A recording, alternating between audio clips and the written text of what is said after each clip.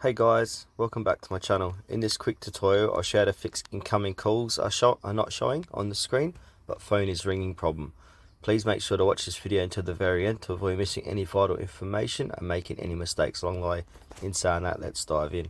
Alright, there's a couple of ways to do this. So the first way is to click and hold on your phone app on your home screen and then click on the I button, and then from here where it says storage, click on storage, and where it says cache, click on clear cache, and now that should fix your problem.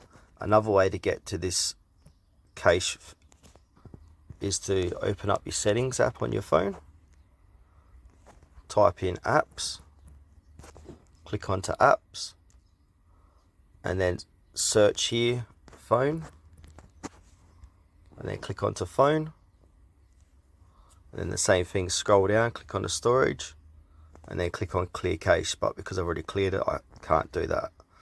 Alright, that's it guys for this video, how to fix incoming calls are not showing on the screen but phone is ringing problem. Thanks for watching this video to the very end. Please consider to like this tutorial and subscribe to our channel if you found it helpful. We really appreciate it and it helps us out a lot.